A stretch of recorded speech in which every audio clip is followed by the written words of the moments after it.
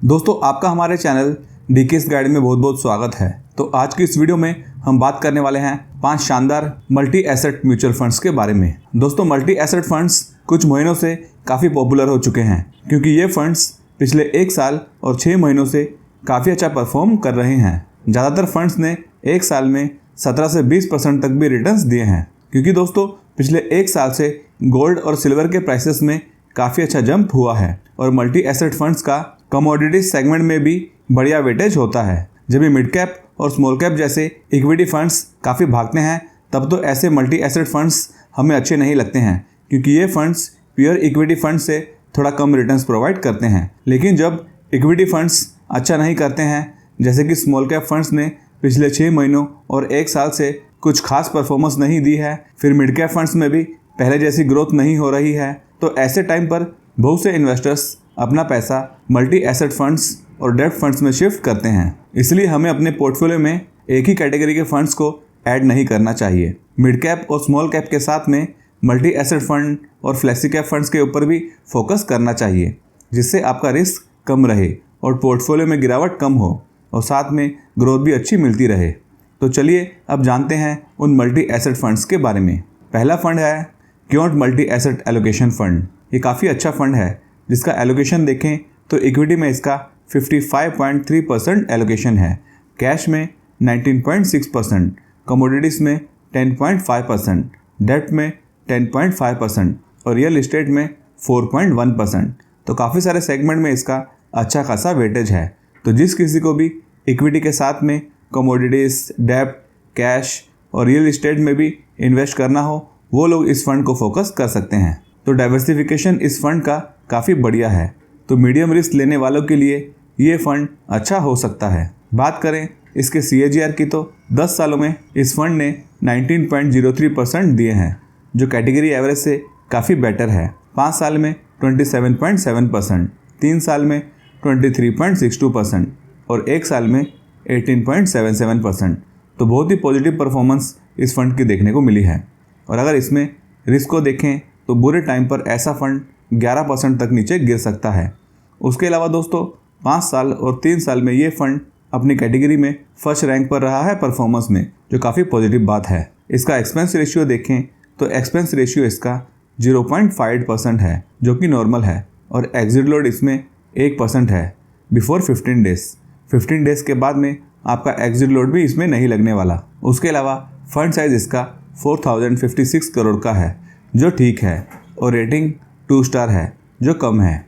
इसमें investment criteria देखें तो SIP के लिए इसमें कम से कम 1000 रुपये से शुरुआत की जा सकती है और लमसम करने के लिए 5000 रुपये से शुरुआत कर सकते हैं। सेकंड फंड है Kotak multi asset allocation fund. ये भी एक बढ़िया फंड है जिसका इक्विटी में 65.8% वेटेज है, कमोडिटीज़ में 20.6%, डेब्ट में 10%, कैश में 2.7% और हेज्ड इक्विटी में 0.9%। तो जिस किसी को भी गोल्ड और सिल्वर जैसे सेगमेंट ज़्यादा अच्छे लगते हैं वो लोग ऐसे फंड को कंसीडर कर सकते हैं क्योंकि इसका कमोडिटीज़ में 20.6% का अच्छा वेटेज है। तो जैसे जैसे गोल्ड और सिल्वर अच्छा करेंगे तो ये फंड भी थोड़ा पॉजिटिव देखने को मिलेगा। इसमें रिस्क देखें तो ख़राब टाइम पर यह फंड क्योट फंड की तरह 11% ही करेक्ट हुआ था। तो मीडियम से थोड़ा हाई रिस्क लेने वालों के लिए ये फंड अच्छा हो सकता है। बात करें इसकी परफॉर्मेंस की तो इसका लॉन्ग टर्म का डाटा अवेलेबल नहीं है क्योंकि इसे लॉन्च हुए कुछ साल ही हुआ है। 2 साल में इस फंड ने 21.19% दिए हैं, 1 साल में 23.46% और 6 महीनों में 18.56%। तो पॉजिटिव परफॉर्मेंस इसकी देखने को मिली है। और जैसे मैंने कहा था कि कमोडिटीज़ में इसका अच्छा वेटेज है तो 1 साल में इसने 23.46% प्रोवाइड किए हैं क्योंकि गोल्ड और सिल्वर में भी अच्छी तेज़ी हुई है पिछले 1 साल में। दोस्तों फंड साइज़ इसका 9869 करोड़ का है जो अच्छा है। रेटिंग इसकी अवेलेबल नहीं है और इसमें SIP और लमसम दोनों के लिए कम से कम 100 रुपीज़ की रिक्वायरमेंट है। उसके अलावा दोस्तों इस फंड का एक्सपेंस रेशियो है 0.50% और एग्जिट लोड है 1% का। अगर 30% से ज़्यादा अमाउंट अपनी इन्वेस्टमेंट का हम रिडीम करते हैं विदिन 1 ईयर और इसका कैटेगरी से कंपैरिजन करें तो 1 साल में इसका 3rd रैंक रहा है और 3 महीने और 6 महीनों में तो फर्स्ट रैंक रहा है जो अच्छी बात है। थर्ड म्यूचुअल फंड है SBI multi asset allocation fund. ये भी एक शानदार फंड है जिसका इक्विटी में 43.8% वेटेज है, डेब्ट में 36.2%, कमोडिटीज़ में 10.8%, कैश में 5.3% और रियल इस्टेट में 3.9%। इसका इक्विटी में थोड़ा कम वेटेज है और डेट में अच्छा वेटेज है, तो ये फंड हमें कम वॉलेटाइल देखने को मिलेगा। बुरे टाइम पर ये फंड 6% तक ही करेक्ट हुआ था, जो कोटक और क्योंट मल्टी एसेट फंड से कम गिरा था, लेकिन उसके साथ में ग्रोथ भी ऐसे फंड में थोड़ी कम देखने को मिलती है। तो कम रिस्क लेने वालों के लिए इस तरह के फंड अच्छे होते हैं जो ज़्यादा गिरावट को फेस नहीं कर सकते।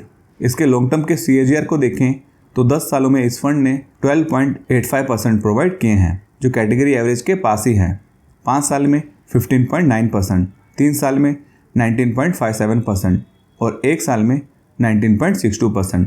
इसका फंड साइज भी अच्छा है, जो 12,011 करोड़ का है। रेटिंग भी 4 स्टार है, जो बढ़िया है। बात करें इन्वेस्टमेंट की तो इसमें SIP के लिए मिनिमम 500 रुपीज़ की रिक्वायरमेंट है और लमसम करने के लिए 5,000 रुपीज़ की ज़रूरत है। उसके अलावा एक्सपेंस रेशियो इस फंड का 0.59% का है और एग्जिट लोड इसमें भी 1% है। तो कोई भी म्यूचुअल फंड को सेलेक्ट करने से पहले हमें ये ध्यान में रखना चाहिए कि हमें उसमें 1 साल तक तो टिके रहना चाहिए, ताकि एग्जिट लोड के चार्जेस से हम बच सकें। जिनको 1 साल से पहले फ़ंड को रिडीम करना हो उनको वैसे फ़ंड सेलेक्ट करने चाहिए जिसमें 2-3 महीनों के बाद में एग्जिट लोड ना लगे। दोस्तों, अगर आपने अभी तक इस वीडियो को लाइक नहीं किया है तो इस वीडियो को जरूर लाइक कीजिए। 4th म्यूचुअल फंड है Nippon India multi asset allocation fund. दोस्तों, ये भी एक एक्सेलेंट फंड है जिसका एलोकेशन देखें तो इक्विटी में इसका 62.7% का वेटेज है, डेब्ट में 16.2%, कमोडिटीज़ में 15% और कैश में 6.1%। तो कोटक फंड की तरह इस फंड का भी कमोडिटीज़ में अच्छा वेटेज है। तो जिन्हें कमोडिटीज सेक्टर पसंद है वो लोग ऐसे फंड को फोकस कर सकते हैं। इस फंड की वोलेटिलिटी को चेक करें तो मार्केट के ख़राब समय पर यह फंड 7% तक करेक्ट हुआ था, तो इसमें भी थोड़ी कम करेक्शन देखने को मिली है। तो थोड़ा कम रिस्क लेने वालों के लिए ये फंड भी अच्छा हो सकता है। इसकी पास्ट की परफॉर्मेंस को देखें तो इस फंड को लॉन्च हुए 10 साल से कम टाइम हुआ है, तो इसका 10 साल का डाटा अवेलेबल नहीं है। इस फंड ने 5 सालों में 18.43% प्रोवाइड किए हैं, जो अपने कैटेगरी एवरेज 15.55% से अच्छे हैं। 3 साल में 22.31% और 1 साल में 20.62%। तो काफ़ी अच्छी परफॉर्मेंस इस फंड की भी देखने को मिल रही है। इसका फंड साइज 8,722 करोड़ का है, जो कि अच्छा है और रेटिंग 4 स्टार है। इसमें SIP करने के लिए मिनिमम 100 रुपीज़ की रिक्वायरमेंट है और लमसम करने के लिए इस फंड में 5,000 रुपीज़ का अमाउंट रखा गया है। उसके अलावा दोस्तों, इसका एक्सपेंस रेशियो भी कम है, जो 0.26% का है। तो एक्सपेंसेस आपके इस फंड में थोड़े कम लगेंगे और एग्जिट लोड इसमें 1% का है अगर इन्वेस्टमेंट का हम 10% से ज़्यादा रिडीम करेंगे 1 साल से पहले। और दोस्तों, पिछले 3 साल में इस फंड का अपनी कैटेगरी में 2nd रैंक रहा है परफॉर्मेंस में और 5 सालों में 3rd रैंक और 1 साल में 7th रैंक। तो पॉजिटिव डाटा इसका शो हो रहा है। 5th म्यूचुअल फंड है ICICI prudential multi asset fund. दोस्तों, इस कैटेगरी में ये फंड काफ़ी पॉपुलर और काफ़ी बेस्ट है, जिसका इक्विटी में 62.6% वेटेज है, डेब्ट में 12.7%, कमोडिटीज़ में 10.1%, हेज्ड इक्विटी में 8.6%, कैश में 4.7% और रियल इस्टेट में 1.2%। तो डाइवर्सिफिकेशन इस फंड का काफ़ी स्ट्रॉन्ग दिख रहा है और मेन बात की इसका फंड साइज भी काफ़ी बड़ा है, जो 75,067 करोड़ का है। तो जितने भी फंड हमने अभी तक डिस्कस किए हैं उनमें से इसका सबसे ज़्यादा फंड साइज है, जिससे मालूम होता है कि पब्लिक ने इसमें काफ़ी पॉजिटिव ट्रस्ट दिखाया है और रेटिंग भी इसकी एक्सेलेंट 5 स्टार की है। और इसमें लमसम करने के लिए मिनिमम 5,000 रुपीज़ से स्टार्ट कर सकते हैं और SIP करने के लिए 100 रुपीज़ से शुरुआत की जा सकती है। उसके अलावा दोस्तों, ये फंड वोलेटाइल भी काफ़ी कम है। मार्केट के बुरे टाइम पर यह फंड केवल 4% ही गिरा था, तो काफ़ी अच्छी तरह से इस फंड को मैनेज किया गया है। इसी कारण इसके पैरामीटर्स काफ़ी पॉजिटिव देखने को मिल रहे हैं। इसके CAGR को देखें तो 10 सालों में इस फंड ने 17.8% प्रोवाइड किए हैं, जो कैटेगरी एवरेज 12.8% से काफ़ी अच्छे हैं। 5 सालों में 22.68%, फिर 3 साल में 20.44% और 1 साल में 18.73%। तो काफ़ी बढ़िया परफॉर्मेंस इस फंड की रही है। उसके अलावा दोस्तों, इसका 5 सालों में अपनी कैटेगरी में 2nd रैंक रहा है और 3 सालों में 6th रैंक और एक्सपेंस रेशियो इसका 0.64% का है और एग्जिट लोड 1% का है अगर इन्वेस्टमेंट का हम 30% से ज़्यादा रिडीम करेंगे तो वो भी 1 साल से पहले।